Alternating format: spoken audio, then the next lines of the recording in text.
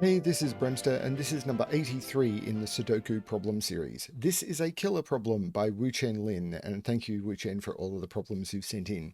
So the goal of this is to place all of the digits into cells marked with an X, and being killer, in killer cages, the digits must sum to the number in the top left corner of the cage, and digits cannot repeat within a cage. The repeating thing's not really important for this one because they're all in the same row or column. So that's how this one works. There'll be a link below to where you can try this one for yourself. I'm going to pause for a few seconds so you can pause the video and give it a try, and then I'll be back to explain how this one works.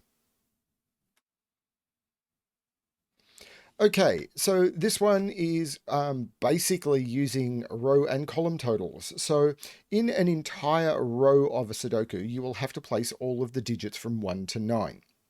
If you add those digits together, you get 45. And what we have in these two cages is two cages that sum to 22.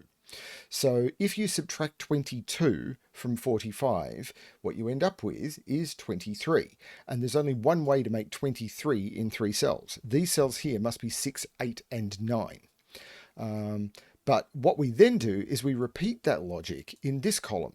These cells here are 18 and 18, which if you do the math sum to 36. If you subtract 36 from 45, you end up with 9.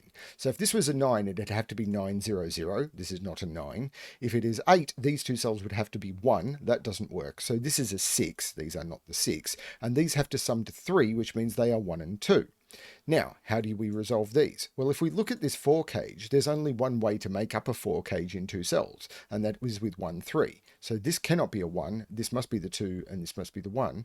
And the only way to make a 16 cage in two cells, because you cannot use 8, 8, because they would be repeating, is 7, 9. That uses the 9 in the column, so this is the 8 and this is the 9, and that's the solution to the problem.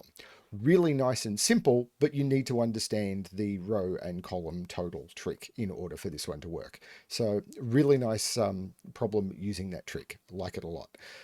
Thank you, Wuchen, for sending it in. I hope everyone is enjoying the series, and as always, good luck with your solving.